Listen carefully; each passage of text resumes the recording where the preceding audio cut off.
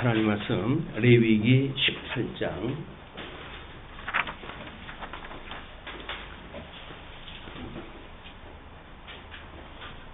1절부터 보시겠습니다.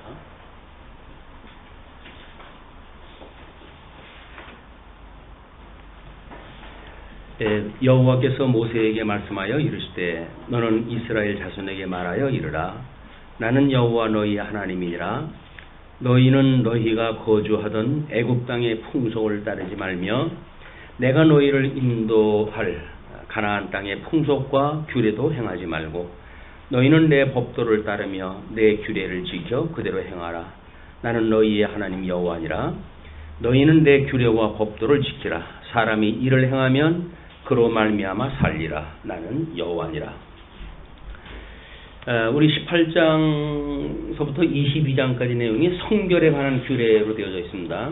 성결에 관한 규례로 되어져 있는데 성결에 관한 규례를 이해하기 위해서는 우리가 로마서 1장 18절로부터 그 내용을 통해서 과연 신약 성경에서는 성결에 대한 문제 또는 인간의 그 본성에 대한 문제를 어떻게 사도 바울이 이야기를 하고 있는지 살펴봐야 될 이유가 있을 것 같아요.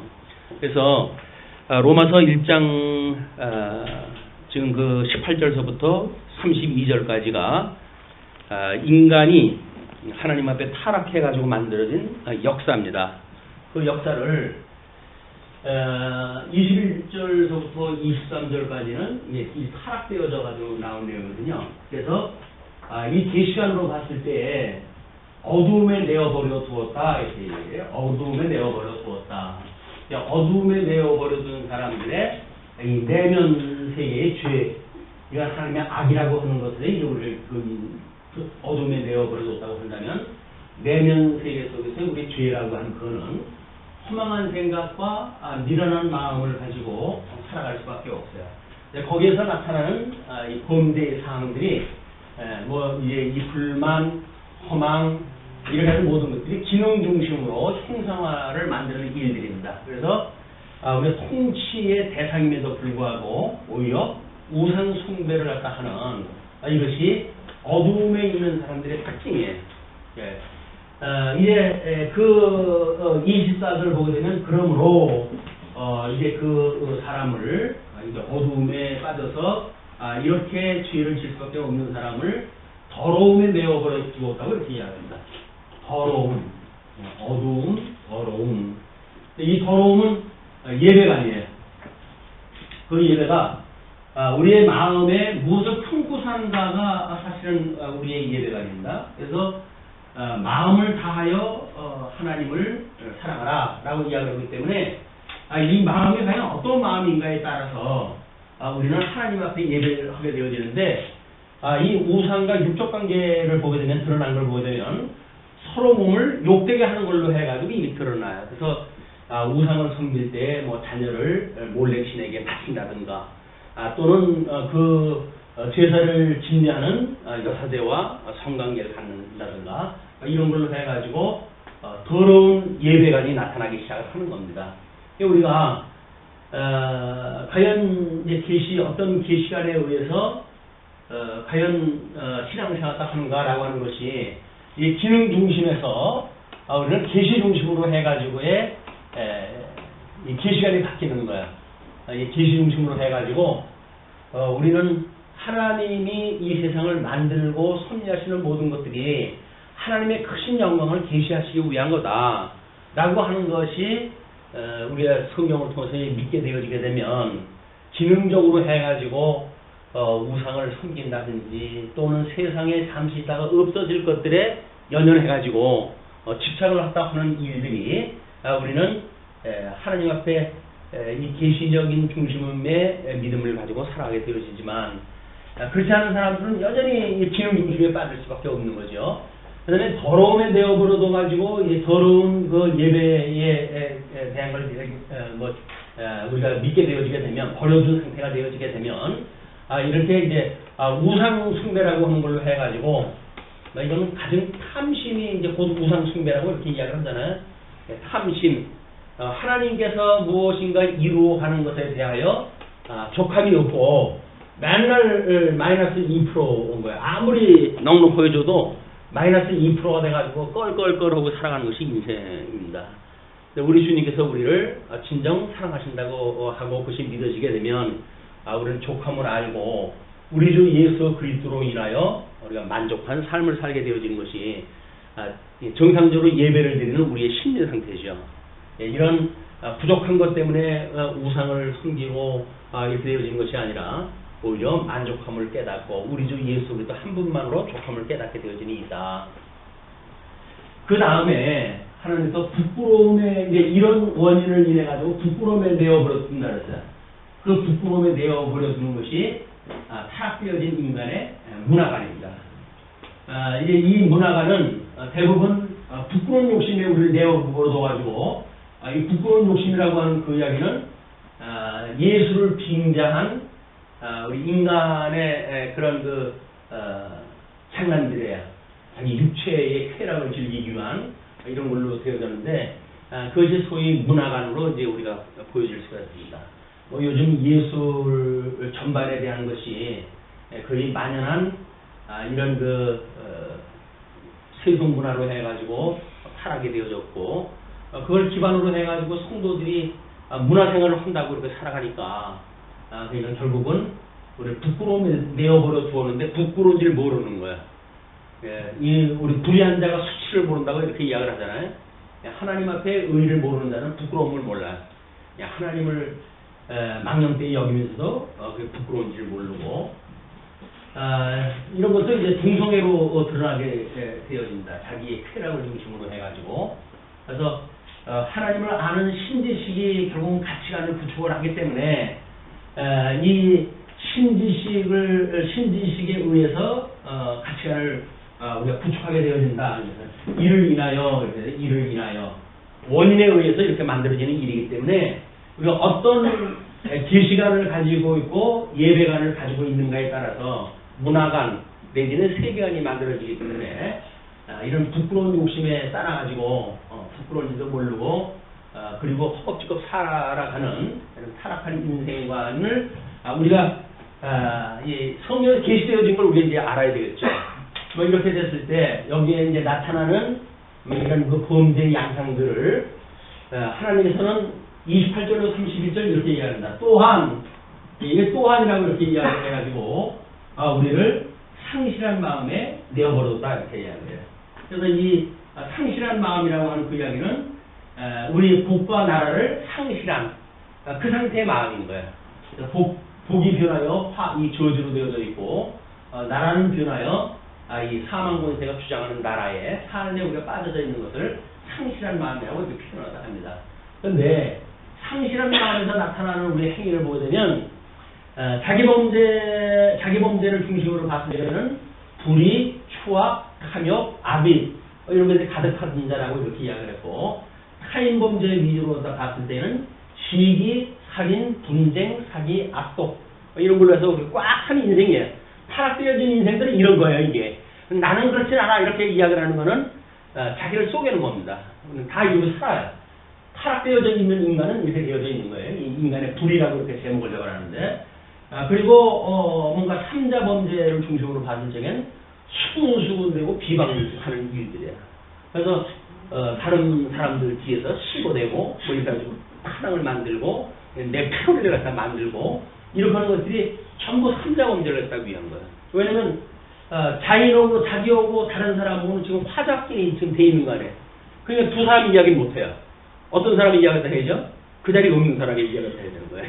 그래서 혹자들은 이야기를 하다가 먼저 뜨질 못해요. 왜냐면 지금까지 했던 게 뭐예요? 여기 없던 사람들을 씹었거든요. 그럼 자기가 그만두게 되면 나가게 되면 그럼 자기 차례 아니에요. 그걸 뻔히 알면서 그걸 나갈 수가 없잖아요.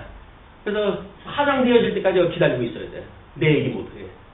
이것이 타락되어져 있는 인간들이 가지고 있는 아주 고약스러운 그런 일들입니다. 또 과시범죄가 있어요. 자기를 자랑하는 것. 이거는 하나님을 미워함과 능욕하고 교만하고 자랑하고 악을 도모하는 일이 과시범죄. 하나님보다 자기가 우월하다고 생각을 해가지고 만연한 죄를 짓는 이런 일들을 보게 됩니다. 폐륜 범죄. 이걸로 봤을 때, 물론, 부모에게 거역함, 또는 우매, 배약, 무정, 무자비, 하는 걸, 이걸로 이제 잡아놨어요. 그러면은, 인간의 열매로 나타나는 이런 걸 보게 되면, 여러 가지 이제 그 죄가 있는데, 우리 이제 18장부터 22장까지가 백성의 성결 규례로 되어져 있는데, 18장은 대부분 부도덕한 성관계를 금지하는 내용이고, 19장은 우상숭배에 대한 내용이고, 그 우상숭배 금지에 대한, 20장은 인신제사 금지에 대한 내용으로 구분이 되어집니다. 그러니까는, 그 18장에서부터 22장까지의 내용이, 그 내용 가운데, 동그리 1번으로 해가지고 백성의 성결 규례로 이야기를 했는데, 그 성결 규례를 보게 되면, 그 세 가지로 되어져 있어요. 그러니까, 결국 이런 인간의 불의는, 이게 하나님의 의로 해가지고, 의롭다고 칭함을 받는 거 아니에요. 그러니까 인간은 본질이 깨끗해져가지고 바뀌는 게 아닙니다. 인간은 바뀌질 않아요. 생겨 먹은 대로 사는 거예요. 근데 무슨 뭐 소양이 내가 옛날에는 안 그랬는데, 그거 거짓말이에요. 그때는 형편이 안 얼마나 세상이가 안 오고 사는 것 뿐이에요. 그래서 뭐 어떤 사회학자들, 심리학자들은 그렇게 이야기도 합니다. 사람은, 어떤 이런 본질적인 이런 것들이 바뀌질 않는다. 그래서 문제는 세상 사람들이, 하나님을 모르는 사람들이 이 문제를 그럼 어떻게 극복하느냐? 자기의 관점을 바꾸는 수밖에 없다는 거예요. 다른 사람이 안 바뀌니까 자기 본인 눈이 바뀌어져야, 인생 다 그런데 뭐 나라고 그러진 않겠어? 라고 인정을 하게 되면 그래도 한 발자국 자기가 물러나게 되잖아요. 자기가 의로운 척하게 되면 이거 못 견디죠. 어떻게 인간의 탈을 쓰고 그럴 수가 있느냐고. 그때 흔히 이제 뒤에서 사돈 낱말 안 해. 이제 그 이야기를 하는데. 그러니까 인간이 인간사를 가지고 다른 사람 평가한다는 이야기는 한마디로 이 격에 맞질 않아요. 예, 우리 늘 하는 이야기지만 왜 하나님께서 우리 눈을 바깥을 보게끔 만들어 놨을까? 바깥을 볼 수 있는 눈을 주셨던 것처럼 내면을 향해서 볼 수 있는 눈을 주셨으면 얼마나 좋을까 이런 생각을 하잖아요. 근데 내면을 볼 수 있는 눈을 주게 되면 다 정신병이 돼버리고 맙니다. 왜? 자기 부도덕한 게 다 보이잖아요. 염치가 없이 그러고 어떻게 살아요. 그리고 다른 사람 앞에서 어떻게 얼굴을 들고 다녀요. 그럴 수가 없는 거예요. 그러니까 인간은 이러고 사는데도 불구하고 의롭다고 이야기를 하고 상대적인 뭐 윤리를 만들고 이 상대적인 뭐 예술 문제를 만들고 또는 뭐 종교다원주의니 뭐 이런 걸 만들어 가지고 나름대로 어떤 삶의 모든 문제들, 인간사의 문제를 해결하려고 하는데 하나님의 의가 아니게 되면 모든 인간사는 해결할 방법이었습니다. 그래서 이제 사도 바울은 로마서 1장의 7절에 그렇게 이야기를 하는 거예요. 복음에는 하나님의 의가 나타나서 믿음으로 믿음을 이르게 한단 말이에요. 의롭다고 칭해 주셨다고 하는 이거로부터 견인에 이르는 믿음으로 믿음에 이르게 되어진다. 그래서 성경을 말씀을 통해 가지고 주님께서 우리의 모든 죄를 용서해 주셨어 라고 하는 감동에 그치는 것이 아니라 지금 살아가는 지금도 우리 주님께서 의롭다고 하는 우리 주님을 우리가 바라보고 사는 거예요. 그리고 우리가 온전케 하시는 예수를 바라보고 산다 이제 이야기를 하죠. 그러니까는 예수를 믿으면서 뭐 이러고 저러고 다른 사람이 이야기하게 되면 이걸 아는 사람은 그러죠. 저 사람 자기 얘기를 나한테 왜 하지? 그 사람은 분명히 자기 얘기는 아니었어요. 남의 이야기를 하는데 이 원리를 알게 되면 우리는 그걸 들여다보면서 저 사람 자기 얘기를 나한테 왜 하지? 그 사람은 남의 이야기를 하는데 그걸 듣는 청자의 입장에서는 저 사람이 자기 이야기를 저렇게 고백을 하고 있구나. 우리는 볼 수밖에 없잖아요. 그러니까 남의 이야기를 하면 안 돼요.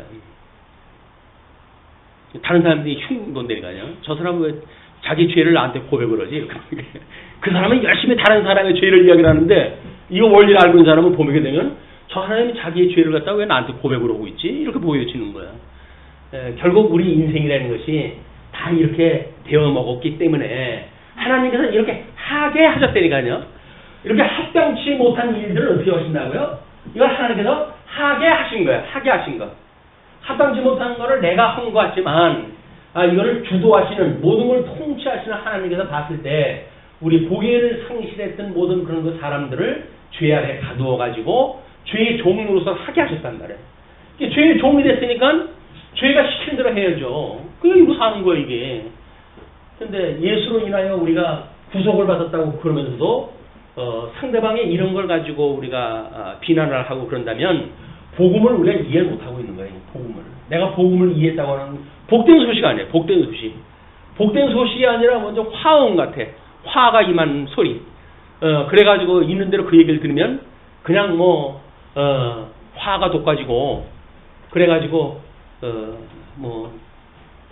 사람을 죽이지 않으면 견딜 수 없을 만큼 분노를 느끼게 만들고 거기에 동감을 갖다 하게 되어지고 파당을 짓고 같은 생각을 가진 사람들끼리 묶이게 되어지고 이것이 교회에서 일어나는 파당의 문제야. 물론 고린도서에서는 누구한테 세례를 받았느냐 이런 신사적인 문제로 해가지고 이야기되지만 그 내면 세계를 다 보게 되면 믿음이라고 하는 사람이에요. 누굴 세례를 받았느냐라고 하는 그 문제인데 그 사람의 본질 세계를 갖다 들여다보게 되면 전부 이 당을 짓는 거에 버릇이 되어지고 그러는 거예요. 예수님 오셨을 때 우리가 바리새파, 사두개파, 에세네파 이렇게 가지고 이야기를 했대지만 우리나라 역사를 보게 되면 파당이 없는 그런 그 시절이 없었어요. 사당 이런 정책으로 해가지고 사람들을 있는 대로 죽이고 이런 그 일들이 지금이라고 안 그러느냐? 지금도 똑같잖아요. 새나라 이름으로 새나라당인가 무슨 한나라당인가 또 민주당의 이름으로 해가지고 정의당 이름으로 해가지고 당을 갖다 지어가지고 나름대로 해가지고 다른 사람들 비난하고 그리고 자기네들만 옳다고 생각다 하고 그러는데 전부 이게 상대적으로 지음을 받았던 인간의 어쩔 수 없는 특징이다. 이런 대전제 아래 18장을 이야기해야 나름대로 인간이 다 그렇구나 하고 이제 우리가 이거 해석이 돼요. 아니게 되면 우리는 남의 이야기를 읽듯이 어떻게 저럴 수가 있어. 어떻게 저럴 수가 있어. 저럴 수가 있는 게 아니라 우리 얘기입니다. 우리 얘기예요. 우리 얘기로 들어야 돼요. 집사님 아까 기도할 때 찔림을 받게 해달라는데 팍팍 찔림을 받아야 돼요. 그래가지고 말할 수 없는 죄인이라고 하는 것이 고백되어져야 이 하나님의 이 은혜, 이 칭의의 은혜가 과히 나를 하나님께서 모든 죄를 용서해 주셨구나. 이제는 모든 거 해결됐다. 이제는 내 마음대로 이 죄를 짓고 살자. 이러는 이 종교 행위가 되어지질 않는단 말이에요. 싸구려 복음을 들어가지고 모든 죄를 용서해 줬다고 그러니까 그래? 그럼 앞으로도 모든 죄의 문제는 이제 해결이 됐네. 이 죄 문제가 해결이 되어졌기 때문에 완전히 인간 쓰레기로 살아갈 수밖에 없는 거예요. 예수를 믿는다고 그러면서도 우리는 철저하게 이 견인에 이르기까지는 이제 우리가 구원에 이르는 회개라고 이렇게 교회신학에서는 이야기한다. 구원에 이르는 회개. 우리는 한때는 구원을 받는 그 회개는 단회적인 건데 뭔 회개를 하다 맨날 하냐 이렇게 해가지고 비아냥거리고 그랬어요. 한국교회 오니까는 그냥 사방천지가 뻘건뻘건 해가지고 십자가로 되어져 있고 새벽이 되니까는 새벽 기도로 해가지고 사람들이 그냥 몰려오는데 선교사가 가만히 보니까 맨날 울고불고 하더라는 거야. 그래서 참 저 사람들은 믿음도 좋다. 근데 어저께 회개한 거 그대로 가지고 오늘 또 울고불고 하고 또 일주일 후에도 그 똑같은 거 가지고 울고불고 하고 그러니까 저 사람들은 도대체 뭔 사람들이지? 예수를 믿고 구원을 받았다는 거 맨날 똑같은 걸 가지고 울고불고 해가지고 용서해달라고. 그 용서받았다고 우리가 이 은혜의 감동으로 살아가는 거 아니에요? 근데 똑같은 걸 가지고 그냥 울고불고 하니까 이 사람들은 신앙이 좀 잘못됐나 보다 이렇게 이야기를 했다고 그래요. 근데 우리가 칭의로부터 영화에 이르는 구원의 서정을 통해서 보게 되면 우리가 이 구원에 이르는 회개 이거는 우리가 온전해진 게 아니에요. 육체의 소욕을 그냥 가지고 있기 때문에 이걸 그대로 가지고 있다니까요. 그냥 하나님께서 의롭다고 칭해 주셨다라고 하는 것 외에는 나한테 바뀐 게 하나도 없어요. 내 영혼이 거듭나고 중생되어졌기 때문에 비로소 우리가 이 계시관이 하나님 중심으로 계시 중심으로 해가지고 사상 체계가 바뀌고 예배관이라고 하는 것이 이렇게 기능 중심의 예배관이 아니라 여기서 이 더러운 마음의 정욕에 따른 예배가 아니라 정말 하나님의 이름을 성호를 높이는 하나님을 배우고 익히는 이런 걸 통해 가지고 우리가 이 지족을 배워가는 이런 가운데 예배를 드리는 것이다. 그래서 말씀을 얼마나 이해하는가에 따라서 예배관이 달라집니다. 초대교회 때 보게 되면 그 예배관이 뭐 이제 기독론을 가지고 우리가 공부를 하고 있고 뭐 이런 이제 그런 그 때이기 때문에 예배관이 어떤 훈계 중심으로 해가지고 교훈 중심으로 해가지고 예배를 갖다 해요. 그래서 그때 당시에는 이제 뭐 이렇게 고린도 전후서를 보게 되면 이 하나님 나라의 백성들이 어떻게 살아가야 될 것인지에 대한 걸 쭉 기술이 됐잖아요. 근데 그때 나름대로 뭐 신학을 헌대는 사람들 치고 그 편지를 안 쓰는 사람이 없어요. 믿음의 사람들한테 다 편지를 성경 그 기자들의 흉내를 내 가지고. 근데 다행히 정경화 과정을 통해 가지고 다 걸러냈고 그 거짓 부름을 하는 사람들은 다 건져냈고 성령의 감동으로 되어진 성경만 신약 성경으로 삼았기 때문에 오늘 우리가 보고 있는 것이 하나님의 계시 중심으로 논리가 있는 거야. 그렇지 않다가 하면 뭐 사람들마다 편지를 써가지고 뭐 이렇게 살아라 저렇게 살아라고 이야기했으니까. 근데 중세쯤 가게 되면 그때는 완전히 이제 제사 중심 아니에요. 사제라고 하는 것이 이 제사를 드리는 그 집도하는 사람 아니에요. 그러니까는 향을 뿌려대고 그다음에 뭐 성수를 뿌려대고 뭐 이렇게 하는 거예요. 맨 뿌리고 흔들고 이런 예배를 드리는 거예요. 이게 우리 어떤 제사의 원리를 위해가지고 드렸던 중세의 제사 방법이었어요. 예배 방식이. 이게 아니다. 그래서 종교 개혁자들이 말씀으로 해가지고 이제 개혁을 했다 한 거 아니에요. 그래서 오직 말씀. 종교 개혁이 일어난 뒤에 이제 오직 말씀만만 해야 된다라고 이야기했다 했는데 이건 뭐 그때 당시에 백성들이 뭘 알아야지. 전부 문맹자들 위주고 뭐 그러니까 할 수 없이 웨스트민스터 신앙 고백이라든지 하는 이런 신앙 고백서를 간단하게 만들어 가지고 이걸 태어나고서부터 말귀를 배우기 시작하고 글을 읽기 시작하면 이걸 외워주기 시작을 했어요. 그러니까 이때는 전부 신앙 고백 중심의 예배였어요. 사도신경을 통해서 하나님은 어떠한 분이냐, 뭔 어떤 분이냐, 뭐 이렇게 해가지고 이제 있죠. 근데 시간이 500년쯤 흘러가니까 이걸로는 안 돼. 라고 해서 나타난 것이 또 요즘은 나름대로 뭐 교훈 중심으로 한 거예요. 성경 구절 한 구절이 있고 뭐 이렇게 살아야 된다, 저렇게 살아야 된다를 이야기를 하니까. 근데 하나님께서 그래도 이 계시되어진 성경을 통해 가지고 하나님이 어떠한 분인가를 우리를 깨닫게 하시는 진정한 말씀 중심의 예배가 시작되어지는 거예요. 이것이 우리가 지향하는 예배가 아닙니다. 또 우리가 교회관도 마찬가지죠. 그래서 표를 성경대로 알고 성경대로 묻고 성경대로 살자. 우리 표현란 말이에요. 왜? 아니 성경에 계시되어진 대로 우리 사는 것이 이 하나님을 믿는 사람들의 일이지. 뭐 성경을 자기 마음대로 읽고 자기 마음대로 해석을 했다 해가지고 자기 마음대로 교훈을 했다 하게 되면 이게 도대체 말이 안 되는 거 아니에요. 이런 원리에 의해서 작동이 되어지기 때문에 우리가 이 의롭다고 칭함을 받았다고 하는 것로부터 주님의 몸된 예수 그리스도의 십자가의 사건을 통해 가지고 의롭다고 칭해준 자들이 주님의 몸된 교회의 구성원이 되었단 말이에요. 교회 구성원이 되어진 사람들이 어떻게 주님께서 견인해 가시는 온전케 이루어가는 그 교회의 이런 그 생활을 통해서 성도의 교제를 갖다 하는가. 이것이 우리 사도신경을 고백을 갖다 했을 때 그 이야기예요. 성령을 믿사오며 뭐 공교회와 그 다음에 성도의 교제와 그리고 우리 뭐 사제함과 몸의 부활과 영생을 믿습니다. 우리가 이제 고백을 갖다 하는데 이 성도의 교제예요. 성도의 교제. 이 성도의 교제라는 건 의롭다고 칭함을 받은 사람들 아니에요. 그리고 우리 여전히 우리를 의롭다고 해주신 분께서 우리를 견인해 가신다는 거 아니겠어요? 그렇기 때문에 여기는 누구를 뭐 비판하고 뭐 잘라내고 찢어내고 이렇게 하는 거는 교회를 쪼개는 일이에요.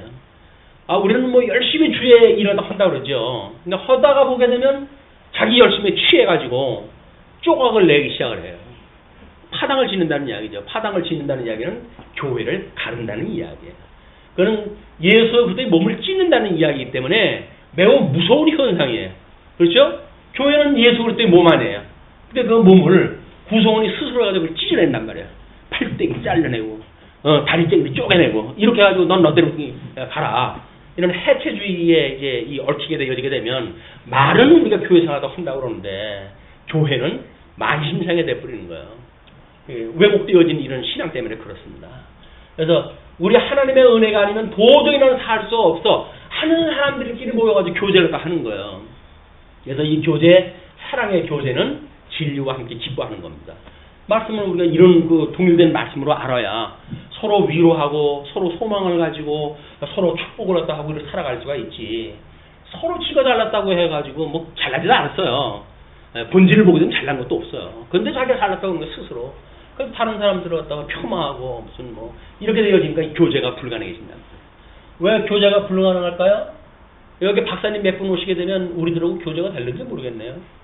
의사 몇 분이 오게 되면 우리하고 교제가 될는지 모르겠네요. 사자 붙은 분은 우리하고 어울리기가 힘들 거예요.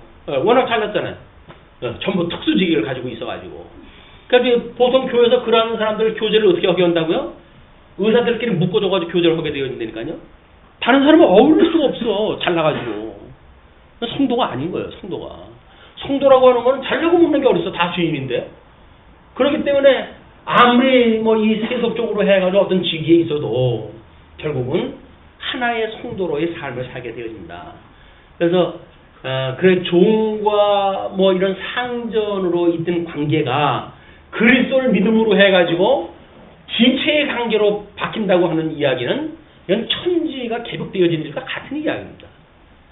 우리 아마 이번 본사 취임 때 우리 권 목사님이 소개해줬던 이야기가 그거 아니에요? 장로님하고 장로님의 그 종으로 있던 머슴을 살던 사람이 예수를 갖다 믿고 열심히 믿더니 그냥 교회를 그렇게 충성을 갖다 하고 그래가지고 장로 시험을 보는데 그 상전은 떨어지고 종이 장로에 합격이 된 거예요.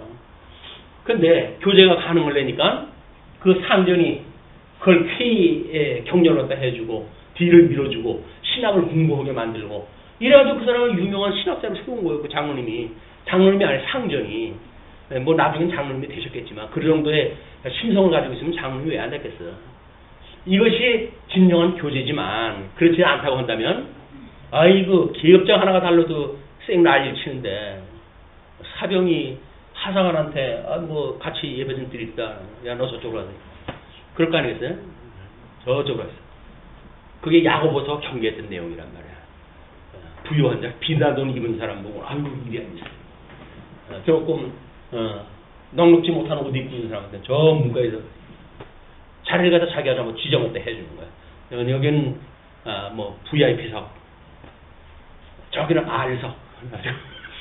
교회당에 그런 석 만들어 놓으면 참 웃길 거예요. 근데 대부분 앞으로 안 나옵니다. 뒤쪽에 이제 계시고 그래가지고 할 수 없이 장로님이라든지 이런 분들이 교회 앞에 이렇게 앉고 그러는데 근데 이제 장로님들은 워낙 또 익숙해져 가지고 맨 앞에서 주무시기 때문에 좀 적이 안 되긴 하지만 자 이제 그런 그 개념을 가지고 있는데 뭐 이거 전부 민망스러운 이야기이기 때문에 그냥 읽고만 지나가야 될 것 같아요. 자 6절서부터 이야기입니다. 6절에서 18절까지 각종 근친상간에 대한 규례예요. 각 사람은 자기의 살부치를 가까이 하여 그의 하체를 범하지 말라. 나는 여호와니라. 내 어머니 하체는 곧 내 아버지의 하체이니 너는 범하지 말라. 그는 내 어머니인즉 너는 그의 하체를 범하지 말지니라. 너는 내 아버지의 아내의 하체를 범하지 말라. 이는 내 아버지의 하체니라. 너는 내 자매 곧 내 아버지의 딸이나 내 어머니의 딸이나 집에서나 다른 곳에서 출생하였음을 막론하고 그들의 하체를 범하지 말지니라. 내 손녀나 내 외손녀의 하체를 범하지 말라. 이는 내 하체니라. 내 아버지의 아내가 내 아버지에게 낳은 딸은 내 누이니 너는 그의 하체를 범하지 말지니라. 너는 내 고모의 하체를 범하지 말라. 그는 내 아버지의 살부치니라. 너는 내 이모의 하체를 범하지 말라. 그는 내 어머니의 살부치니라. 너는 내 아버지의 아버지 형제의 아내를 가까이 하여 그의 하체를 범하지 말라. 그는 내 숙모니라. 너는 내 며느리의 하체를 범하지 말라. 그는 내 아들의 아내이니 그의 하체를 범하지 말지니라. 너는 내 형제의 아내의 하체를 범하지 말라. 이는 내 형제의 하체니라.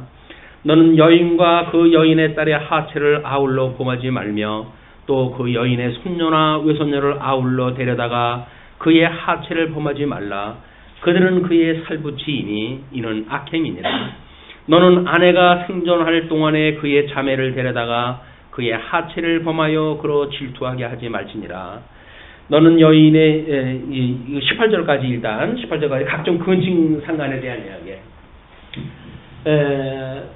근친상간은 우리 이제 이 구약 성경은 하나님께서 사회적인 문제 아닙니까? 이 구성원들에 대한 사회적인 요소인데 하나님께서 언약을 갖다 하시기를 양대 언약을 주셨을 때 하나님의 나라의 그 백성들에게 주셨던 언약이 생육 번성하는 거예요.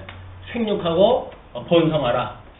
그리고 땅에 충만하라. 뭐 이런 이야기예요.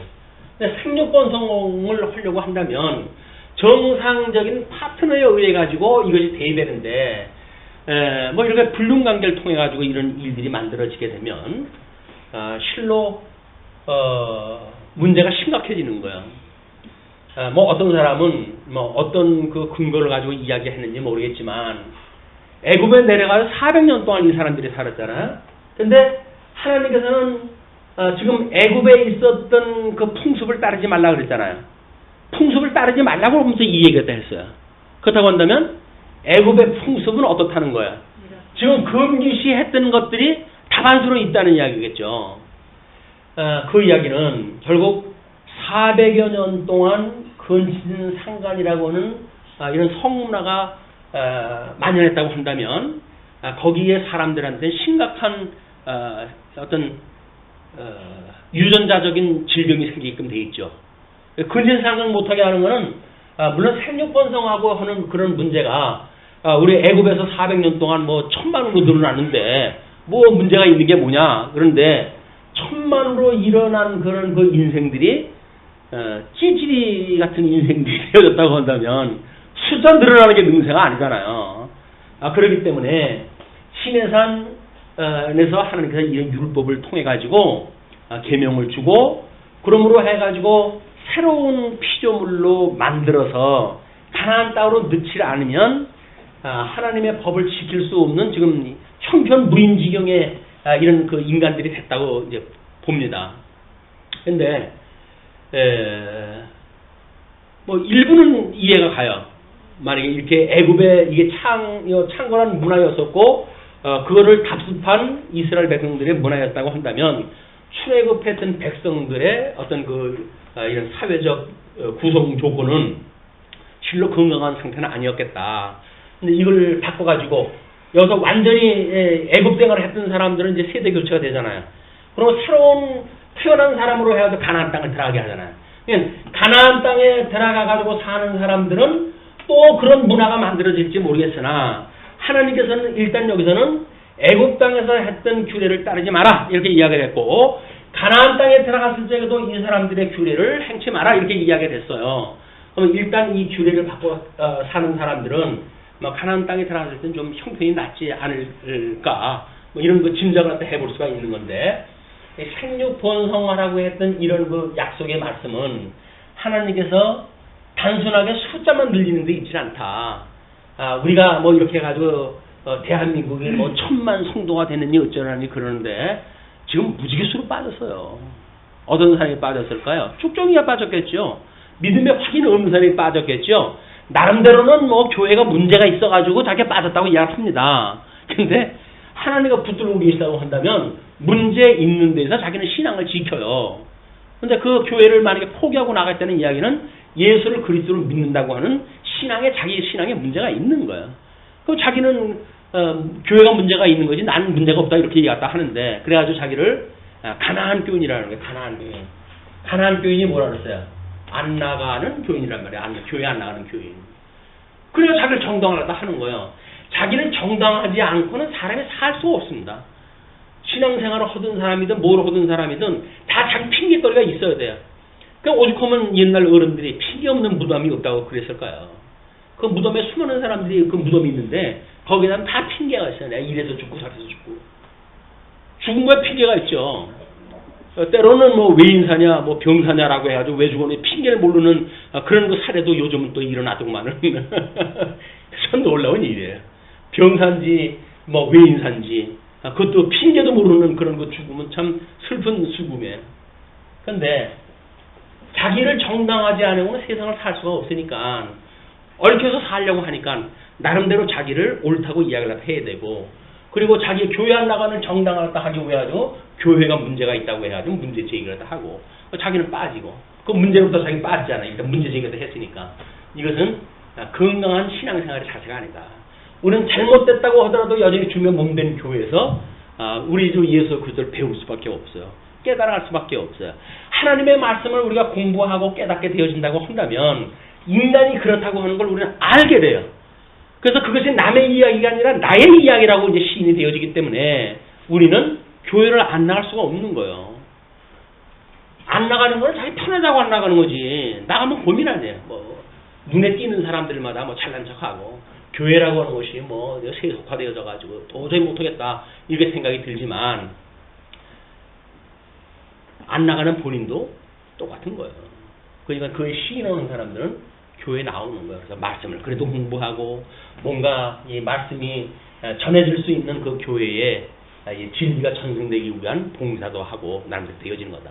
그 사람들이 다 바보다. 저 사람들이 어떻게 저런 데서 신앙하다 하냐 라고 매도하는 것도 교만이에요. 하나님이 그런 가운데 두시게 되면 거기서도 은혜를 받으면서 그 사람들이 이 견인의 은혜를 입고 살아간다. 뭐 그렇지 않은 교회라고 해서 뭐 다른 것도 없잖아요. 또 뭐 성경대로 안다고 해가지고 달라진 것도 없잖아요. 다 그 나물에 그 밥이지. 그렇다고 한다면 오직 하나님의 은혜를 입지 않고는 한시도 살 수 없는 우리를 발견하게 돼요. 이게 은혜입니다. 예. 뭐 스스로 나는 그래도 뭘 알기 때문에 뭐 신사적이기 때문에 어쩌고저쩌고 그런 걸 다 주제넘은 자기 자랑이에요. 자기 자랑은 전부 왜곡되어진 그런 그 신앙에서 나오는 겁니다. 자기 자랑이. 우리는 철저하게 하나님의 은혜가 아니면 잠시 숨도 쉴 수가 없어요. 두려움 속에 우리가 빠져져 있기 때문에.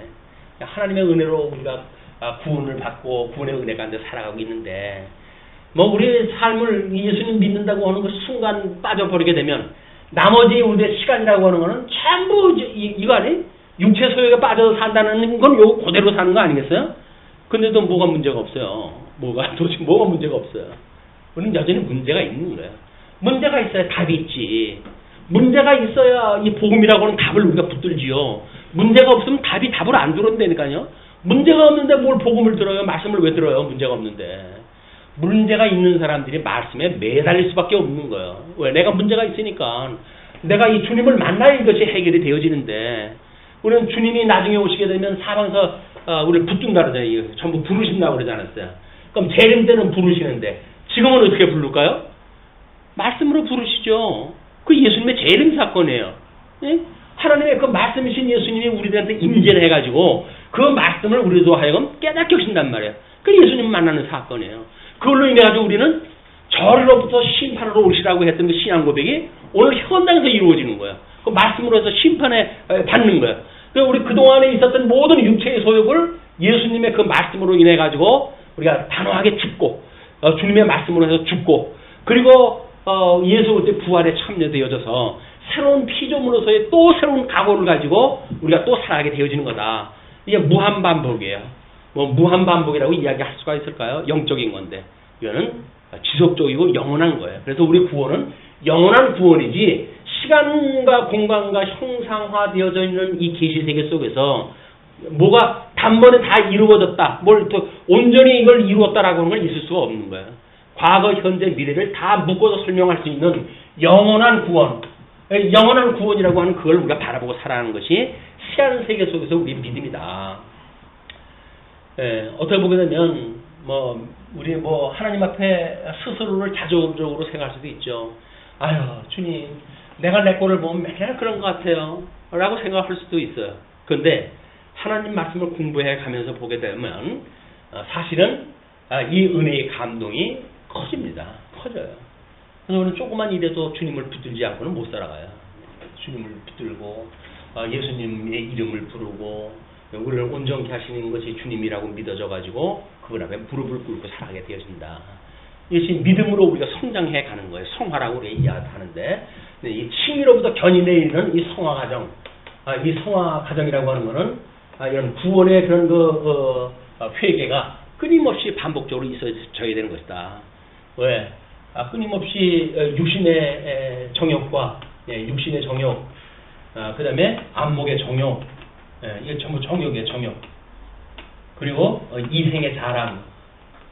이거 가지고 인생이 살아가는 걸로 아는 거 아니겠어요? 근데 이게 사단이 우리를 미혹하는 거라니까요. 미혹하는 건데, 우리가 인생살이 이 저생이 아니라 이생입니다. 이생이다 살아가면서 우리가 자랑을 한단 말이에요. 저 세상의 영원한 그 하나님의 나라를 우리가 구하고 자랑하고 그걸 소개하는 것이 아니라 그걸 왜 자랑을 해?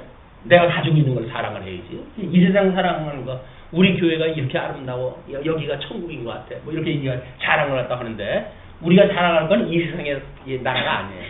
영원한 하나님 나라를 우리가 자랑하는 거다. 그렇게 했을 때 우리를 온전케 하신 예수 그리스도가 아니면 한시도 우리는 여기서 호흡을 할 수가 없다. 성령의 감동을 받고 끊임없이 주님의 우리 호흡을 불어넣어 주시는 성령의 충만함을 입고 우리 거듭나고 중생한 우리 영혼이 생존해 갈 수가 있는 거다. 자, 그렇게 하고 이제 19절서부터는 부정한 교합에 대한 규례예요. 뭐 다른 거 없어요. 여전히 너는 여인이 원류용으로 불결한 동안에 그에게 가까이하여 그의 하체를 범하지 말지니라. 너는 내 이웃의 아내와 동침하여 설정함으로 그 여자와 함께 자기를 더럽히지 말지니라. 너는 결단코 자녀를 몰렉에게 주어 불로 통과하게 함으로 내 하나님의 이름을 욕되게 하지 말라. 나는 여호와니라. 이때는 그 몰렉 신에게는 자녀를 불태우는데 이제 내어주고 그랬습니다. 아마 이쪽에 먼저 아닌가요? 그림에 소개가 되어졌는데, 그래서 몰렉에게 그걸 바치고 사람이 피를 보면 흥분하게끔 되어져 있잖아요. 그래가지고 이제 제물로 바쳤던 자녀가 그냥 피를 흘리게 되어지고, 그러면 사람들은 흥분을 갖다 해가지고 막 그냥 우상을 향해가지고 아우성을 치고, 그렇게 되어지니까 흥분이 올라가니까 이성이 마비가 되어져가지고 그냥 사제 들어오고 거기서 성경회가 이루어지고 막 그러는 거예요. 그냥 그러니까 완전히 난장판이네. 난장판. 예배가 아니라 난장판이에요. 요즘은 열린 예배라고 해가지고 그냥 들뛰면서 찬송을 하게 되면 들뛰잖아요. 이걸 뭐라 그러더라. 이게 있어요. 이제 이렇게 노래하면서 여기 춤추는 게 있어요. 신났어. 그냥 반 미쳐 이래가지고. 그게 열린 예배래요. 자기 흥분시키는 게 열린 예배래요. 몰렉에게 자녀 줘가지고 흥분해가지고 드렸던 그거는 똑같다니까요. 우리가 어떤 예배의 문화를 잘못 이해를 하게 되면 그걸 이러다 하면서 모르죠. 왜? 좋으니까 기분 좋아요. 예배 그냥 춤추고 열광하다 하고, 이쪽에서는 드럼으로 해서 막 두들겨 대가지고 비트 빠른 걸로 해가지고 막 그냥 그렇게 하지. 그럼 귀청이 그냥 떠나갈 듯 이렇게 되어지면서 그냥 있었던 스트레스가 쫙 풀려나가고 뭔가 이게 정말 성령이 역사하는 것 같잖아요. 맨날 오고 싶죠. 근데 예배가 끝나면 허무하게 짝이 없는 거야. 내가 뭘 했나 싶어. 왜? 흥분이 가라앉으니까. 그 공간에 뭐가 있어요? 흥분이 있었던 공간에 공허함만 있는 거예요. 공허함만. 이 인생이라고 하는 것이 그런 겁니다. 어떤 이런 불의한 걸로 해가지고 자기의 그런 만족을 위해가지고 했던 일들은 그게 빠져버리는 순간 허무한 거야. 인생이 뭐지? 이 질문이 오고 답도 없고 그럼 에라이 이래가지고 가는 거예요. 그냥 이게 현대병들이 다. 왜 우리가 현대 이런 자살이 자꾸 늘어나고 그러는가? 물론 생명 경시 사상이라고 하는 그런 것도 우리가 기본적으로 이해할 수 있으나 사람들이 그런 아주 지엽적인 흥분, 마약이나 무슨 음주 행위나 이런 걸로 해가지고 얼마나 흥분이 될 수 있어요. 취했을 적엔 모르죠. 술이 취했는데 인사불성이지 그런 거 자기네도 할 얘기 있잖아요. 술 먹으면 개나니 좀 봐달라고 이렇게 이야기를 해요. 우리나라 또 법도 또 좋아. 술 먹고 했던 그 범죄는 또 봐줘요 또. 술 먹으면 개라니 어떻게 개가 그러고 사는 거지 이렇게 이야기를 하니까. 그렇지는 않습니다. 술 먹고 흥분하는 거나 마약 피고 흥분하는 거나 주사기 맞고 흥분하는 거나 똑같은 거예요. 인간의 어떤 이런 이 생체의 리듬을 이용할 때 해가지고 흥분을 시켜가지고 잠시 망각하게 되어지는 것. 그걸 자기네들은 무슨 3층 천이나 올라왔던 것처럼 생각을 하잖아요. 근데 그렇지 않아요. 3층 천에 올라갔다고 하는 거는 그 거룩하신 하나님을 뵀는데 뭘 내려가지고 그 미친 짓을 왜 합니까? 아주 정말 경건한 마음을 가지고 살아가겠지. 이걸 모르게 되면 교회의 예배관이 뒤집어질 수밖에 없다.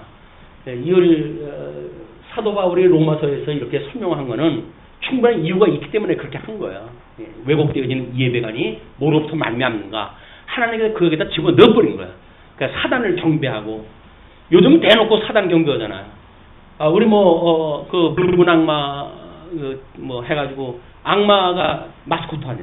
붉은 악마로 해가지고 대놓고 악마라고 하는데 붉은 악마라고 하는데 요즘 겁도 없어졌어요. 옛날에는 악마라고 그러면은 무슨 소리냐고 우리는 펄쩍 뛰잖아요. 근데 요즘은 내가 악마다 그러는데 내가 악마다.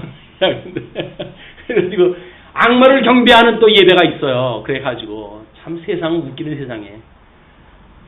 근데 도대체 하나님은 우리가 뭔데 성경을 통해 가지고 이런 세상을 우리로 하여금 목독해 하시고 이걸 밝히 알게 해서 끔찍하게 여겨서 그림자라도 받기가 싫다 이젠 거기는 내가 냄새도 맡기가 싫다 이런 마음 자꾸 주어 가시냔 말이에요. 그런데도 이게 좋은데 왜 그걸 말다 해? 예배 나올 때는 예배 드리고 여기서 이렇게 사는 거지 이렇게 말하는 건 반쪽짜리예요. 반쪽짜리. 여기는 모양이라도 버리래요. 이런 건 모양이라도 버리래. 모양이라도. 근데 예수를 믿고 거룩한 사람들이 이거 뭐 괜찮은데 왜? 이렇게 이야기를 하는 거는 성경을 반대하는 거 아니에요. 모양이라도 버리라는데 모양은 그냥 뭐 내용까지도 우리는 닮아가려고 그러니까 문제가 심각한 거예요. 자, 그렇게 이제 하고 그래서 19절로부터 23절까지 24절로부터 30절까지 보시게 되면 가증한 풍속에 대한 규례를 이야기를 합니다. 너희는 이 모든 일로 스스로 더럽히지 말라. 내가 너희 앞에서 쫓아내는 족속들이 이 모든 일로 말미암아 더러워졌고 사실은 더럽기 때문에 그 일을 다 한 거예요. 그러나 하나님께서는 핑계치 못하게끔 해가지고 행위까지 나오게 해가지고 그래야 핑계치 못하잖아요. 그래도 하나님께서 쫓아냈다는 이야기죠. 이 쫓아내는 족속들이 이 모든 일로 말미암아 더러워졌고 그 땅도 더러워졌으므로 우리가 사는 땅에 대한 어떤 문제들도 거기 사는 인간의 문화 때문에 전부 더러워지는 겁니다. 우리 자연훼손이 뭐부터 만들어질까요? 거기 그 문화 속에 사는 인간들 때문에 그 자연이 훼손되어지는 거예요. 개발을 중심으로 하는 인간들이 모여 살게 되면 산이고 뭐고 몇 깎아대끼고 해가지고 이제 하고 그런다고 개발을 갖다 한다고. 이번에 저쪽 지진 나고 홍수 나고 난리가 났잖아요. 시민들이 이건 무분별한 개발 때문에 나타난 인재다라고 이야기가 한대요. 산을 깎아놓고 맨 그랬으니까 홍수를 견딜 수가 없는 거예요. 물 많은 걸 소화시킬 수가 없는 거예요. 그냥 오는 대로 물이 그냥 확 쓰르고 내려가니까 홍수가 나가지고 사람들이 재난을 당하고 그런 거 아닙니까? 인간들이 잘나는 인간 때문에 이 땅들이 망가지는 거예요, 여전히. 그리고 먹고 남는 쓰레기가 얼마입니까, 그걸 해가지고 전부 오물 처리를 갖다 해야 되니까 더러워질 수밖에 없어요. 이게 어떤 그런 자연 훼손을 운동으로 해가지고 막자든지 이런 걸로 해결이 안 됩니다. 거기 안에 살아가는 사람들의 머리를 바꿔야 돼요, 머리를. 그런데 그냥 쓰레기 버리는 것이 마치 무슨 자기의 그런 신분이나 나타내는 것처럼 이렇게 되어진 세상에서 어떻게 하면 좋아요? 어떻게 하면 좋아요? 어떤 집안이 아파트 가보니까 그냥 엄청난 물건들이래요. 그걸 다 버린대요. 저 쓸 수 있는 건데 저를 왜 다 버리지? 그 사람들은 버려야 돼요. 왜? 그래도 새로운 집으로 이사를 갔는데 그 규격에 맞아야 될 거 아니에요. 25평 살다가 30평 갔으면 30평에 맞는 걸 들여놔야 될 거 아니에요. 그러니까 25평 쓰는 거 전부 폐기 처분하는 거예요. 쓰든 거나 말거나 상관이 없어요. 그리고 허리띠 졸라 매고라도 30평에 맞는 걸 준비를 다 해야 되는 거예요. 그냥 그거 다 뭘로 가요? 폐기물로 가죠. 폐기물로. 폐기물 불태우면 문제가 없을까요? 안 돼요. 불펴 오게 되면 연기로 해가지고 전부 오염돼요. 물속에다 버리면 해결될까요? 땅속에다 묻으면 해결될까요? 신추술 때문에 결국은 사람들이 전부 재해가 와요. 이 세상에 버리고 뭐 어떻게 하는 해결할 방법이 없습니다. 만들어진 거는 어차피 인간들의 그런 그 부작용으로 나타날 수밖에 없어요. 왜 현대 그 아이들의 문제가 심각해질까요? 전부 이런 문제들이에요. 뭐 집에 가면서 요 아파트 새로 지은데 거의 뭐 그런 게 있어요. 뭐 친자연재로 해가지고 풀이고 내장되고 뭐 전부 그렇게 했다고 마음 놓고 살 수 있다고 그렇게 이야기를 하는데 거짓말이에요. 화공약품 치고 문제 없는 게 어디 있어요? 화공약품인데 먹는 것도 문제가 있는데 풀 치려는 거 뭐를 신경 쓰겠어요? 물론 뭐 규격 안에 들어간다고 애를 쓰겠죠. 그러나 그런 것들이 모이고 쌓이고 해가지고 결국은 화공약품 속으로 사는 거야. 뭐 얼굴에다 예뻐진다고 바르잖아요. 뭐가 예뻐져요? 그게 화공약품으로 만든 건데 그걸로 인해 가지고 뭐 사람들의 그 부작용이 만들어진데도 불구하고 당장 예뻐진다고 그러니까 그냥 쓰는 거예요. 쓰는 거. 맞는지 안 맞는지 확인도 안 해요. 우리는 메이커만 확인하게 되면 저 집은 그래도 믿을 수 있어. 그거 쓰는 거예요. 그래가지고 무슨 사람들이 죽고 나가고 난리가 나는데도 불구하고 생산 공장 그거 만드는데 전부 화공약품이니까 그거 만드는 사람들이 전부 암이 걸리고 그러지 않습니까? 너 이거 제품 만들다 암 걸린다고 그랬더니 그럴 리가 없다. 조사된 바가 없다. 나가지고 버티는 거예요. 그럼 그 사람은 거기서 그냥 암 걸려가 죽어요. 그냥 죽어가고 있어요. 사람들이. 한쪽에서 죽어가고 한쪽에 생산하고 한쪽에 생산되어진 거 이용하다 하고 이런 시스템 속에서 우리가 살아가고 있다니까요. 뭔가는 우리가 정신을 차려야 되는 거예요. 이게 뭔가 끊어주는 데가 있어야 되는데 이 문화의 발전되어지는 그걸 누가 끊어줍니까? 그나마도 기독교 문화를 알고 있는 사람들이 절제하고 뭔가 생각이 있이 살아야 그래도 뭔가 세상에 빛이 되어지고 소금이 되어질 텐데 우리는 한 수 더 쓰죠. 뭐. 왜? 면제까지 받았는데 뭐 이제 우리는 면제까지 받았는데 양심도 없어. 이제는 세상 사람들이 가지고 있는 양심도 없어. 우리 주님께서 다 용서해 주는데 뭐가 문제야? 라고 이야기를 하니까 막가파 기독교인들이 나올 수밖에 없는 싸구려 복음으로 인해 가지고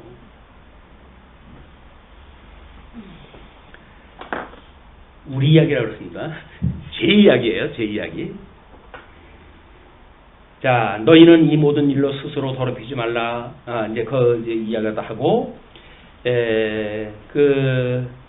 26절, 25절, 그 땅도 더러워졌으므로 내가 그 악으로 말미암아 벌하고 그 땅도 스스로 그 주민을 토하여 내느니라.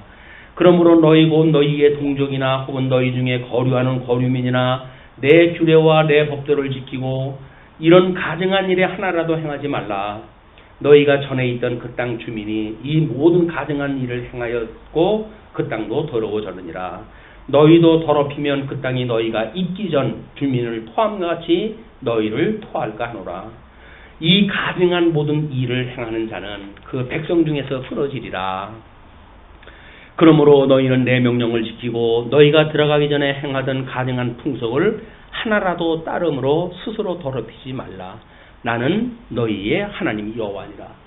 그래서 우리 요한계시록에 보게 되면 일곱 인을 띠는 사건이 나와요. 일곱 인을. 이제 우선 뇌물 탄 그런 그 인에 대한 것이 소개가 되어지고 그리고 여기서 기도가 다섯째 인의 기도가 나와요. 우리는 언제까지 그냥 두시렵니까? 라고 하는 기도가 나오고 주님께서 내가 너희들의 기도 이제 숫자가 찰 때까지 너희는 잠시 있어라 라고 해가지고 환란을 갖다 예고했다 해요. 그리고 이 환란이 끝나야 잠시 일곱째 인을 뗄 때 8장 1절에 보게 되면 여기서 잠시 조용하였다. 평안을 얻게 되어져요. 요 인이 하나님께서 가지고 있는 권세에 대한 이야기예요. 요거에 의해 가지고 일곱 나팔재앙 그리고 일곱 대적재앙 이런 걸로 해가지고 우리 이방인 때로부터 이 유대인의 시절까지 모든 재앙들이 소개가 되어집니다. 요 원리 그대로 소개가 되어지는 거예요. 요게 이제 이 인을 가지고 있는 걸로 이 재앙이 그냥 오는 거예요. 여기서 이 나팔재앙이라든지 대적재앙이라든지 이 재앙이 뭐예요? 너희들 토해낼 거야 라고 하는 이 재앙으로 전부 떨어진단 말이에요. 그러니까 우리가 이런 그 문화 속에 살고 있지만 나름대로 의식을 가지고 이런 어떤 그 재앙을 가지고 마지막 날 심판하다 하시는지 이런 모습까지 보게 되면 우리 이 성화의 가정으로 있는 것이 다만 교회 생활을 하는 걸로 끝나는 게 아니다. 전반적인 문화, 우리들의 의식적인 그런 그 생각, 뭐 이런 것들에 의해서 만들어지는 걸 우리가 알 수가 있습니다. 그래서 마지막 날에 있어질 이런 것들이 물론 우리는 당할 것이 아니겠죠. 그러나 이방인 때는 일곱 나팔로 해가지고 주시는 게 맞잖아요. 이 일곱 나팔로 당하는 재앙들, 이 바다가 그냥 망가지고 땅덩어리가 망가지고 이런 그 일들이 우리 자손들이 당해야 될 그런 그 환난으로 오게 되어진다. 이런 그 문제를 신령한 문제로만 그냥 끝내버리게 되면 실제적인 우리 삶 속에서 먼 이야기가 되어지니까 우리 가까이 있는데 어떤 그런 삶의 패턴을 어떻게 조정을 갖다 할 것인가라고 하는 이런 것도 한번 생각해 볼 수 있는 기회라고 보여집니다. 예, 오늘은 말씀 여기서 줄이죠.